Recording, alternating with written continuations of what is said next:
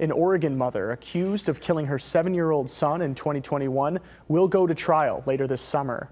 37-year-old Sarah Safranek originally pled guilty to first-degree murder on March 27th in the death of Nathaniel Burton, but her attorney recently filed a motion to withdraw that plea.